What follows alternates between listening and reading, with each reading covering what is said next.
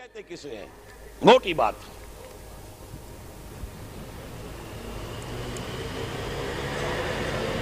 خلافت ایک سیاسی تصور کے اعتبار سے دو چیزوں پر مشتمل: اللہ کی حاکمیت، اس کے تحت مسلمانوں کی حکومت۔ حاکم حقیقی اللہ، لیکن اس کے قانون، اس کی شریعت کے مطابق حکومت کرنے والے مسلمان، اس کا نام خلافت۔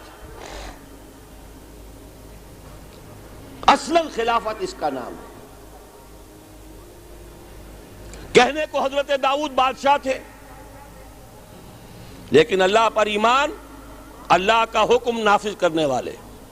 یا داؤد انا جعلناک خلیفۃ فی الارض فاحکم بین الناس بالحق،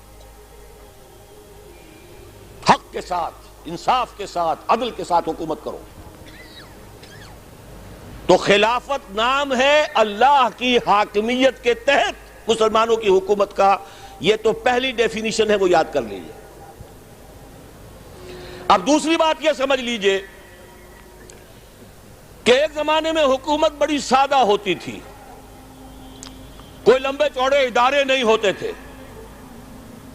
یہ عدلیہ ہے اور یہ مقننہ ہے اور یہ انتظامیہ ہے اور یہ فلاں ہے اور یہ فلاں ہے اور یہ پارلیمنٹ ہے اور یہ کانگریس ہے، یہ چیزیں تو نہیں تھی نا۔ آج کے دور میں جیسے یہ سائنس کی ایجادات ہیں، یہ ٹیوب لائٹ ہے، یہ کیمرہ ہے، یہ لاؤڈ سپیکر ہے، یہ تو حضور کے زمانے میں بھی نہیں تھے، خلفائے راشدین کے زمانے میں بھی نہیں تھے، لیکن یہ کہ ان چیزوں کو ہم استعمال کر رہے ہیں، اگر استعمال ہے اللہ اور اس کے رسول کی مرضی کے مطابق تو یہ مسلمان ہے۔ اگر اسی میں گانے نشر کرنے شروع کر دیے جائیں، اسی روشنی میں ڈانس کی اور راگ رنگ کی محفل نچا دی جائے تو یہ اس کا غلط استعمال ہے، کافرانہ استعمال ہے۔ اسی طریقے سے سمجھ لیجئے حکومت اور ریاست کے جو ادارے وجود میں آ چکے ہیں، ان اداروں میں سے جو شے اسلام کے خلاف نہ ہو وہ لے کر صرف 3 چیزیں شامل کر دی جائیں تو خلافت بن جائے گی۔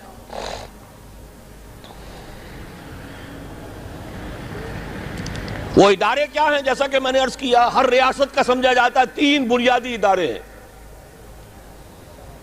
مقننہ قانون ساز ادارہ ہے، اسے آپ پارلیمنٹ کہہ رہے ہیں، اسے مجلس ملی کہہ لیں، اسے کانگریس کہہ لیں، جو چاہے کہہ لیں۔ سنگل ہاؤس ہو، ڈبل ہاؤس ہو، لوور ہاؤس، اپر ہاؤس، ایک ہی ہو، یہ ساری چیزیں شریعت ان سے بحث نہیں کرتی، اپنے حالات دیکھیے، جس طرح چاہیں کیجئے۔ پارلیمنٹری ہو، پریزیڈنشل ہو، شریعت نے کسی کو پابند نہیں کیا، اپنے حالات دیکھو، جس طرح چاہو اختیار کر دو۔ یونٹری ہو، فیڈرل ہو، کانفیڈرل ہو۔ کنفیڈریشن کا نعرہ بھی تو اب دوبارہ لگ گیا ہے نا، ممتاز بھٹو صاحب نے لگا دیا ہے۔ اس سے پہلے فیڈریشن بے نظیر سندھ کے اندر سب سے بڑی فیڈریشن کی طرف سے دفاع کرنے والی ایک یونٹری حکومت بھی ہوتی ہے۔ آج کے ایران میں یونٹری حکومت ہے، صوبوں میں صرف گورنر ہیں جو اپوائنٹڈ ہیں، کوئی اسمبلی نہیں، کوئی مجلس نہیں، یونٹری حکومت۔ پارلیمنٹ صرف ایک ہے پورے ایران کی۔ ہاں ان کے ہاں البتہ 2 ہیں، ایک منتخب لوگ ہو کر آتے ہیں عوام سے اور ایک ہے ان کے علماء کی باڈی، لیکن یہ صرف سب کچھ مرکز میں ہے، باہر کچھ نہیں۔ تو میری باتیں نوٹ کر لیجئے، 3 بنیادی ادارے: مقننہ، عدلیہ، انتظامیہ۔ 3 بنیادی صورتیں: unitary form of government, federal form of government, confederal form of government, اور پارلیمانی یا صدارتی نظام۔ ان تمام چیزوں کو شریعت نے کہا ہے کہ مباح ہے، جدھر سے چاہو استعمال کر لو۔ البتہ ایک بات ہے، وہ میری ذاتی رائے ہے، اس میں مجھے کوئی اور اختلاف کر سکتا ہے۔ وہ میری رائے یہ ہے کہ مغرب میں جو ارتقاء ہوا ہے ریاست کے اداروں کا، ہر ارتقاء کا ایک کلائمیکس ہوتا ہے، ایک انتہا ہے اس کی۔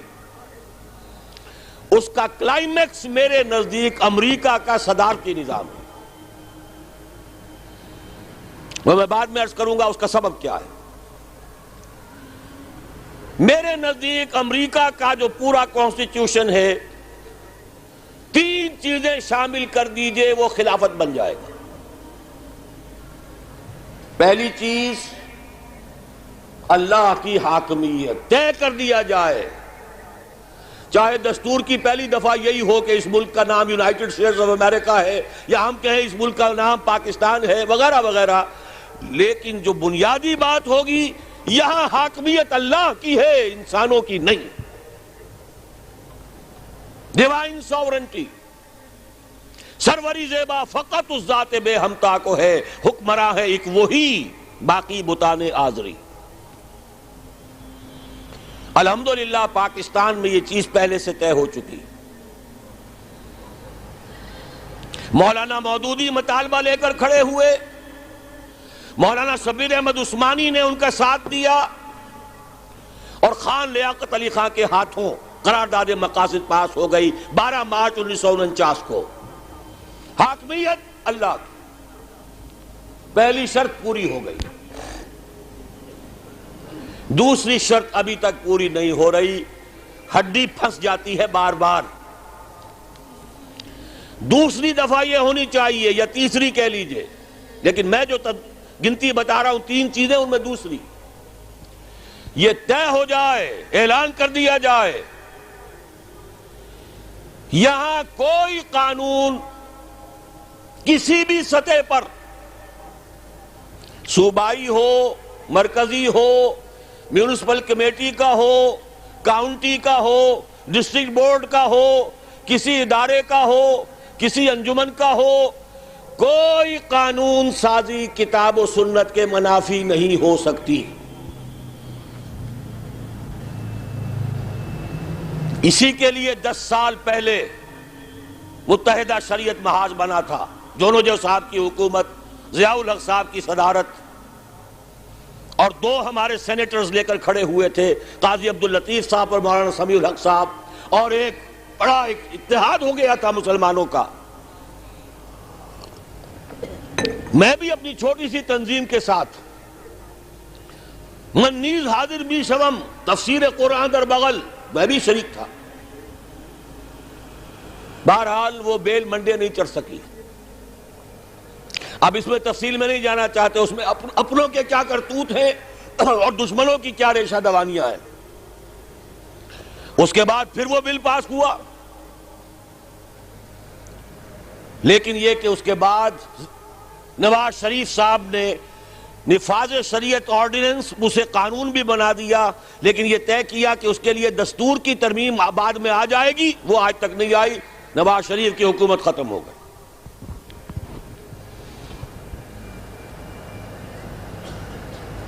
دوسری شرط، کسی بھی سطح پر کوئی قانون سازی کتاب و سنت کے منافی نہیں ہو سکتی۔ تیسری شرط، مخلوط قومیت کی نفی۔ اس ریاست کا مکمل شہری صرف مسلمان ہے۔ میں نے ڈیفینیشن میں کہا تھا، اللہ کی حاکمیت کے تحت مسلمانوں کی حکومت۔ جو اللہ کو نہیں مانتا، رسول کو نہیں مانتا، وہ اللہ کا باغی ہے۔ ان کے لیے رعایت یہ ہے کہ وہ اپنے مذہب پر رہیں، ان کے جان اور مال اور عزت کی حفاظت کی جائے گی، انہیں مذہبی آزادی حاصل ہے، مندر ہو، چرچ ہو، سینیگوگ ہو، جاؤ جس کو چاہو پوجو، پرسنل لا اپنا جو چاہو اس کے مطابق شادیاں کرو، تمہاری وراثت بھی اسی کے مطابق ہو جائے، اپنی اولاد کو، اپنی آئندہ نسل کو اپنا مذہب سکھاؤ، پڑھاؤ، لیکن 2 چیزوں میں تم شریک نہیں ہو سکتے۔ نمبر 1، قانون ساز ادارے کے رکن نہیں بن سکتے، اس لیے کہ قانون سازی کا منبع قرآن و سنت ہے. تم نہ قرآن کو مانتے ہو نہ سنت کو مانتے ہو. نمبر 2، اعلیٰ ترین سطح پر جہاں پالیسی کے فیصلے ہونے ہو وہاں کوئی غیر مسلم شریک نہیں ہو سکتا. چھوٹی ملازمتوں میں ہو، پروفیشنز میں ہو، کاروبار کرو، ملازمت کرو، فوج میں آؤ، سب کچھ کرو، ڈاکٹرز ہو، انجینئرز ہو، کام کرو. لیکن جو policy, highest level of policy making, وہاں غیر مسلم شریک نہیں ہوگا. کیوں؟ بڑی منطقی سی بات ہے. جیسے میں نے کہا، جب قانون سازی کا منبع قرآن و سنت، جو قرآن کو مانے نہ سنت کو، وہ کیسے قانون ساز ادارے میں شامل ہو جائے؟ کوئی عقل کی بات تو کرنی چاہیے. اسی طرح اسلامی ریاست جہاں بھی قائم ہو جائے گی، اس کا سب سے بڑا پالیسی کا آبجیکٹو کیا ہوگا؟ نظام خلافت کی توسیع. اسے گلوبل بنانا ہے، اسے دنیا میں پھیلانا ہے. ہمارے ریسورسز کا سب سے بڑا مصرف اسلام کی تبلیغ، اسلام کی اشاعت.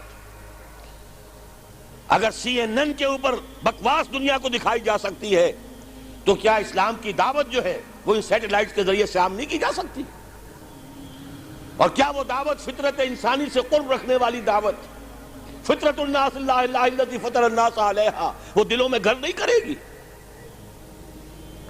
ہمارے پاس اختیار ہوں گے تو پہلا کام یہ ہوگا. اس لیے کہ ہمارا تو مقصد بیان کیا گیا، کنتم خیر امۃ اخرجت للناس تأمرون بالمعروف وتنہون عن المنکر وتؤمنون باللہ. ہمارا تو مقصد یہ ہے. وَكَذَلِكَ جَعَلْنَاكُمْ أُمَّةً وَسَطًا لِتَكُونُوا شُهَدَاءَ عَلَى النَّاسِ وَيَكُونَ الرَّسُولُ عَلَيْكُمْ شَهِيدًا. ظاہر بات ہے کوئی غیر مسلم تو اس کو پسند نہیں کرے گا. ان دو چیزوں سے علیحدہ کر دیجئے، باقی ہر اعتبار سے مکمل شہری. لیکن میں نے پہلے کہہ دیا، مجھ پر فقرہ چست کیا جائے گا کیسے مکمل ہوئے. میں پہلے ہی مان رہا ہوں کہ مکمل شہری صرف مسلمان ہے. کوئی غیر مسلم اسلامی ریاست کا، نظام خلافت کا مکمل شہری نہیں ہے، پروٹیکٹڈ مائنورٹی ہے. پروٹیکشن ہے اس کے عقیدے کو بھی، اس کے دین کو بھی، اس کی ذات کو بھی، اس کی جان کو بھی، اس کے مال کو بھی، اس کے جو معابد ہوں گے، عبادت گاہیں، ان کی حفاظت مسجدوں کی طرح. بلکہ سورہ حج کی ایک آیت کی روح سے مسجدوں سے بھی پہلے